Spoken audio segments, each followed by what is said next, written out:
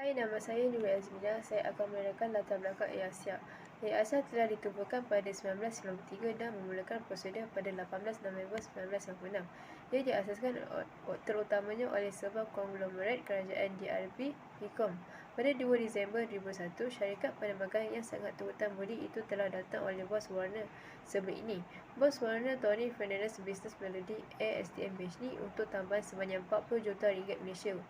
Fernandez mengubah pusingan perniagaan membuat pendapatan pada tahun 2002 dan memulakan laluan baru dari hadnya di Kuala Lumpur dengan memotong Malaysia Airlines dengan tambahan promosi digunakan sebanyak RM1. Asia ialah salah satu syarikat penerbangan yang memenangi anugerah dan terbesar di Asia yang meningkat dengan pesat sejak pada tahun 2001. Mereka mempunyai 70 buah pesawat, kesemuanya Airbus A320-200. Asia ditirakan oleh tambang terendah, perkhidmatan berkualiti dan tagline mereka "Now everyone can fly". Okay, now we are looking at the organizational culture. AirAsia draws strength from a diversity of our all-stars, people of different nationalities, personalities, and academic and social background do use all unified with the same values that make us one AirAsia. We are stronger when united and better together. We are one airline with one vision and one person.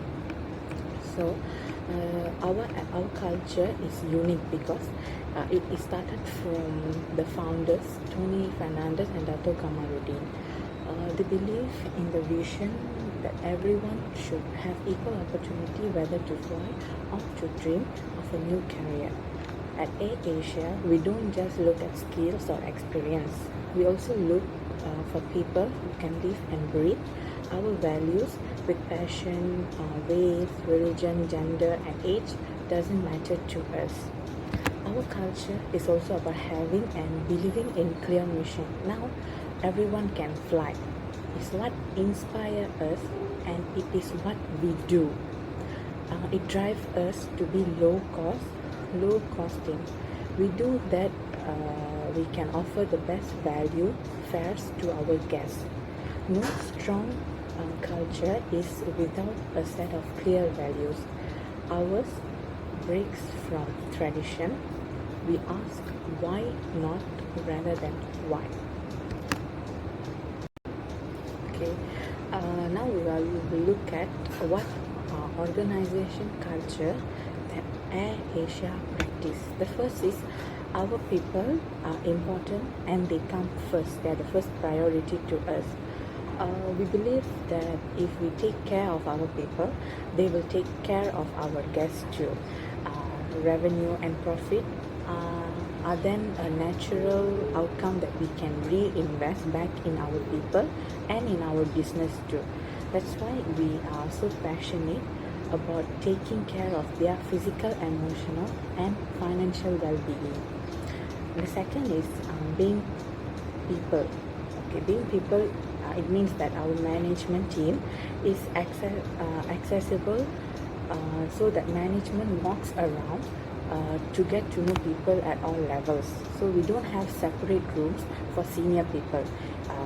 If let's say people want to see us, to see anyone in the company, including Tony, Dato Kamaluddin, and other senior leaders, they can just go straight to their desk.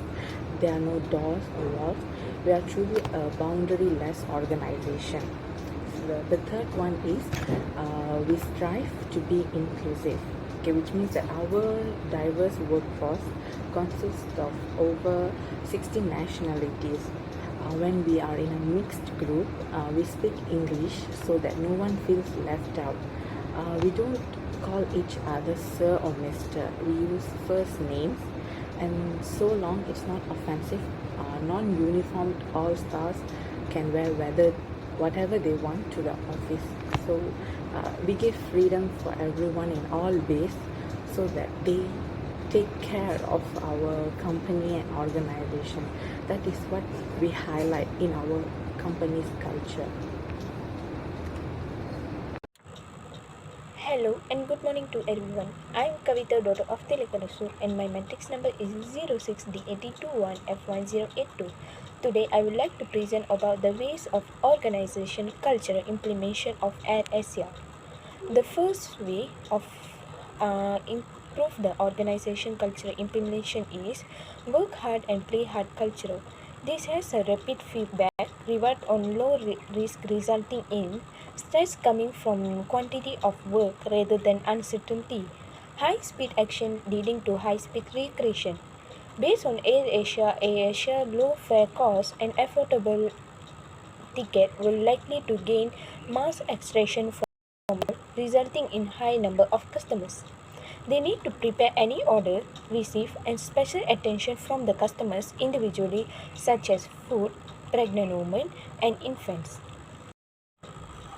The second way is to improve the organization culture is by the company's culture. This has a slow feedback or rewards and high risk, resulting in the following stress coming from the high risk and delay before knowing if action have paid up. The long view is taken, but then much work is put into making sure things happen as planned. In every airline company, timing is really important.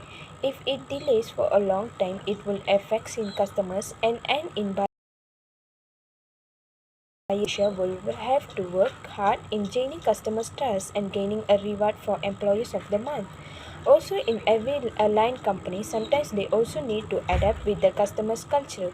For example, Air Asia got into an issue where many Muslim women from the Middle East complained about Air Asia applying uniform. It popularized with linking organization structure to organization culture. The describe culture that fits with Air Asia is task culture, where teams are formed in Air Asia like the waitress and the pilot to solve the particular problem. Power is derived from the team with the expertise to execute again a task. Air Asia uses a small team approach where people are highly skilled and specialize in their own area of expertise. They made the research of organization effectiveness and success. Competing values of product polarized like flexibility versus stability and internal versus external focus, but both these two polarities were found to be the most important in defining organization culture. Selvam. My metric number is 06D8021F1021. The third method of organizational culture implement of AirAsia is reinforced spaced repetition. Spaced repetition is a learning process where key information is repeated at regular intervals. Trainers and managers usually apply this technique to their training process to make sure that their employees will continue processing certain concepts in their brains and not simply store and forget them later on. Likewise, we can also use it to help our employees remember our organizational values and practices and embed them into their long term memory. We don't need to be a rocket scientist to reinforce spaced repetition. All we need is the help of a spaced repetition tool that can automate the entire process. For an example, AdApp's Brain Boost feature. This tool automatically pulls questions from our existing AdApp lessons and create personalized questions quizzes based on the concept our employees have not mastered yet. These questions will then be sent to them at a predetermined time. The rule is very simple. The more answer they get right, the less frequently they will receive the test questions. By repeatedly sending these lessons to our employee, they will better understand and remember our company's culture.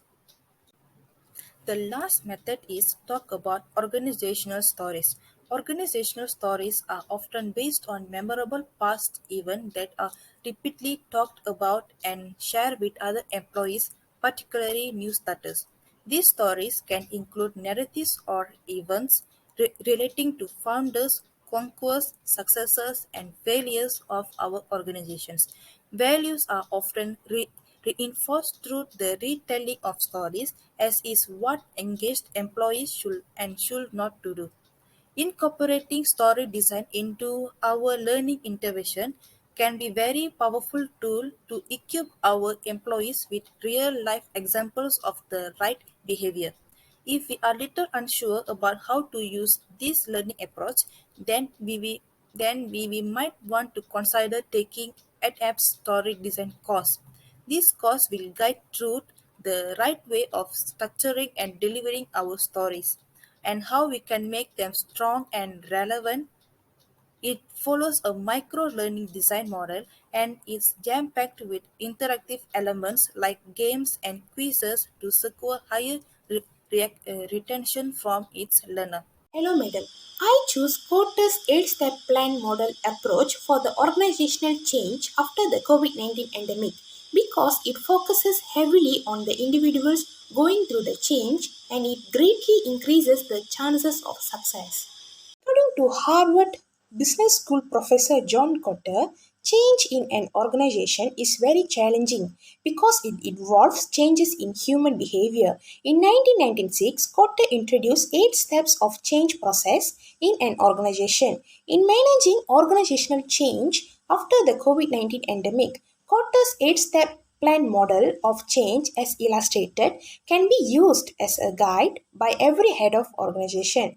According to Cotter, there are 8 steps of change process in an organization, namely step 1, increase urgency, step 2, build guiding team, step 3, develop the vision, step 4, communicating the change vision, step 5, empower action, step 6, create short-term wins, step 7, don't let up, and finally step 8 is make change stick. So, according to Cotter's head step plan, the first step is increase urgency or creating needs. Establish a sense of urgency by creating a compelling reason for why change is needed. A person is more likely to accept change if he or she feels there is a need for it. If employees feel their company is doing well, the need for change will be felt low. Those who plan for such changes need to conclude that there is an external or internal threat to the competitiveness, reputation of the organization, and may even affect survival. Certainly, by looking at the magnitude of the impact of COVID 19 on the world, indirectly employees already understand the new norms that need to be practiced. People are advised through mass media and social media regarding personal care such as social imprisonment, hand washing, wearing face masks, and so on. Government leaders and the Ministry of Health are actively providing information and reminders to the people on the importance of adopting these new norms. However, as a human nature, not everyone will obey instruction. This is where the role of head of the organization is very important, especially when the manufacturing and enterprise industries have reopened. Therefore, every organization starts operating must ensure that employees comply with the standard operating procedures set. Now, step 2, forming a strong alliance, which is form a strong alliance with enough power to lead the changes. To convince people that change is needed, leaders do not have to convince everyone individually. Within an organization, many new things will be introduced. For example, rotation attendance, wear mask while working, social distancing, and so on. There are some who are uncomfortable with this new practice. However, when the leaders in each department or division practice the culture among themselves first, this new culture is more easily applied to the employees later. So now, step 3, creating or developing a vision for change. In order to make a change, a leader must have an overall vision for the change. When the vision is interesting and gives a clear picture of the future, one will be more committed to the change. The vision that needs to be set within the organization in ensuring that all employees are not infected with COVID 19. A clear vision will facilitate the process of change within the organization. Step 4, communicating the change vision. When employees know what is going on, they will be more receptive to change. By getting complete information, employees will be more committed. Indeed, a lot of information and advice channel to the people either through the mass media or social media. However, taking into account employees who have different life backgrounds, there are still some who don't absorb the information well. It is a big role for a leader to use effective communication methods to his employees. The head of organization needs to know all his employees and wisely to use the most effective means of communication. Step 5. Removing obstacles. As change efforts are made, it is likely that many obstacles will be encountered along the way. It is not easy to stop someone from doing something that is previously allowed and not wrong. Obstacles such as negative reactions certainly exist. Certainly, it was a bit difficult at the beginning of its implementation. However, over the time as it has become a culture, this is no longer an awkward thing to do. Step 6. Forming short term targets, which is planned for create and reward short term wins that move the organization towards the new vision. In the period of change, if the organization can make a small victory history, the process of accepting a change will be more effective. As an appreciation or support for the efforts of these employees to learn new knowledge, a leader can give the employees short term targets. If they reach a certain level, they will be given some credit or reward. Emotional support and instrumental support, such as training, are important to create happiness and motivate employees to get used to the new culture. So now, step 7, building change or consolidate improvements, reassess changes and make necessary adjustments in the new programs. COVID-19 dynamics is something very different. Accepting changes in the work culture is the toughest thing to do for an employee. Not all employees can happily adapt the organizational changes. As the government emphasizes the change of the new norms, from time to time the change may be built and familiarized. Step 8. Strengthening changes in culture. Finally, the changes need to be ensured to part of the new norms and culture of the organization. The leader of the organization must continue to strengthen and maintain the new norms within his organization. This is because it is impossible for change to happen it by itself. Cooperation between two parties is a must. As conclusion, COVID-19 gives a very significant impacts to the whole world. The world has to adapt with the change due to force after the endemic of COVID-19. Certainly, there are many challenges and obstacles towards cultivating new norms within organization. Each leader and employee must take a role in implementing the change in the organization. The Cortes 8-step model of change can be the guideline in implementing organizational change. Thank you.